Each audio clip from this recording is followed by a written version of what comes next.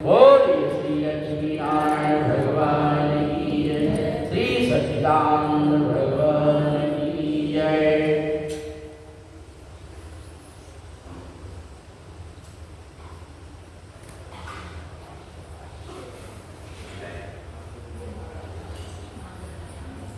श्री सीता बोलिए श्री काशी महावन कथा की जय। 24वां अध्याय।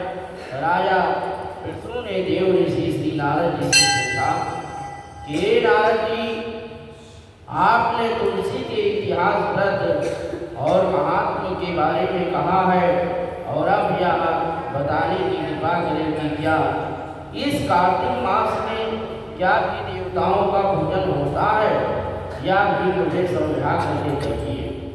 श्री नारद जी बोले कि पहले समय पर्वत के निकट कर्तिपुर में धर्मात्मा धर्मदत्त नामक ब्राह्मण रहता था।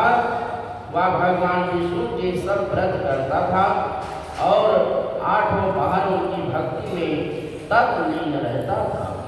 एक दिन कार्तिक मास में वह एक प्रहर रात शेष रहने पर जागरण के लिए भगवान विष्णु के मंदिर में गया और वह हर प्रकार की सामग्री लेकर के पूजा करने के लिए जा रहा था कि उसने मार्ग में एक बड़ी भयंकर राक्षसी को देखा और जिसके की बड़े बड़े दांत थे और लपलपाती हुई जीभ थी और बड़े बड़े लाल लाल नेत्र थे, जिसका शरीर नंगा था और मांस रहित था।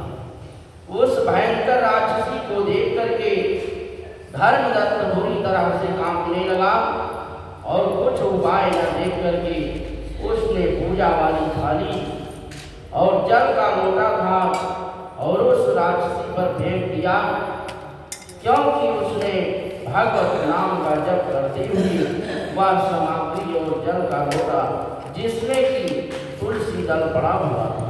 बोलिए श्री लक्ष्मी नारायण भगवान की जय। उसको मारा था और इसमें उसके जन्म जन्मांतर के पाप नष्ट हो गए।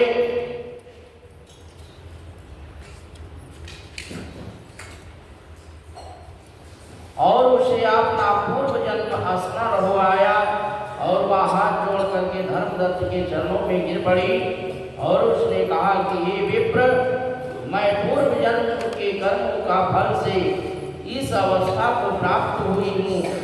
और श्री नारद जी कहते हैं कि हे राजन, उसको इस प्रकार प्रणाम करते देख करके अति विस्मित होकर के धर्मदत्त ने पूछा कि तेरी यह अवस्था किस कर्म के फल से हुई है, तो पूर्व जन्म में कहाँ रहती थी और तेरा कैसा चरित्र था, और यह सब कुछ तो मुझे बता। उस राक्षसी ने जिसका नाम कलहा था और उसने कहा कि हे ब्राह्मण, सौराष्ट्र में विष्णु नामक एक ब्राह्मण रहता था, मैं उसकी पत्नी थी और मेरा स्वभाव बड़ा ही निठुर था। मैंने अपने पति का कभी भला न चाहा, न कभी उसे अच्छा भोजन और मिठाई भी खाने को दी। मैं प्रतिदिन उससे लड़ती झगड़ती रहती थी और मुझे इस प्रकार की लड़ाका देख करके तथा नित्य व्रत की कला से तंग आकर के मेरे पति ने दूसरा विवाह करने का निश्चय कर दिया। और यह सुन करके कि मेरा पति दूसरा विवाह कर रहा है, मैंने उसके दूसरे विवाह करने से पहले ही विष खा करके आत्महत्या कर दी। और मेरी मृत्यु के पश्चात यम के दूत आए और मुझे पकड़ करके गदा मारते हुए यम के पास ले गए। और यमराज ने मुझे देख करके चित्रगुप्त से पूछा कि हे चित्रगुप्त, इसने क्या कर्म किया है जो कि कर्म इसके किए हैं और इसको उसका फल भोगना होगा। श्री चित्रगुप्त ने यमराज से कहा कि इसने अपने जीवन में कोई भी अच्छा काम नहीं किया है और यह सदा आपने पति को खराब भोजन दे करके और आप सदा अच्छा भोजन खाती रही है और इसके लिए यह अब विष्टा खाने वाली होगी। बोलिए श्री लक्ष्मी लक्ष्मी नारायण भगवान की जय।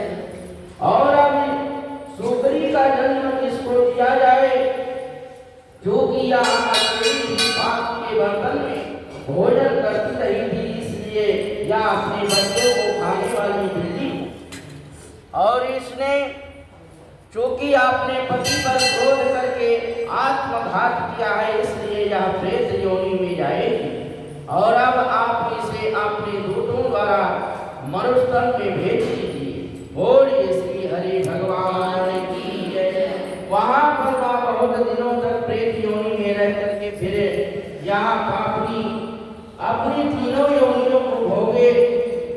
और ये विप्र, अतः मैं 500 वर्ष से प्रेत योनि में हूँ, 5 योनि में हूँ। भूख प्यास के कारण नित्य दुखी रहती थी कि एक दिन भूख से तंग आकर के मैं एक वैश्य के शरीर में प्रविष्ट हो गई, और उसके शरीर द्वारा मैं कृष्णा और वेणी के संगम पर इस देश में आ पहुंची। और मैं उस वैश्य के शरीर में रहती थी कि एक दिन भगवान शंकर व विष्णु भगवान ने मुझको बलात् उसके शरीर से बाहर निकाल दिया, और फिर मुझे आप दिखाई दिए, और आपके लोटे में से तुलसी का जल का छींटा मेरे ऊपर पड़ा, और जिससे कि मेरे सब पाप नष्ट हो गए।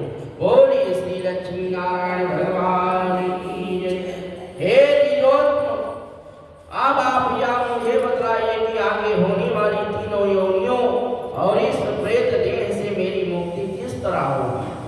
धर्मदत्त कलह की बात सुन करके और उसके पिछले कर्मों और उसकी वर्तमान अवस्था को देख करके बड़ा दुखी हुआ, और उसका दुख देख करके उसका चित्त पिघल गया, और फिर उसने दुखित भाव से कहा, बोलिए श्री लक्ष्मी नारायण भगवान की जय।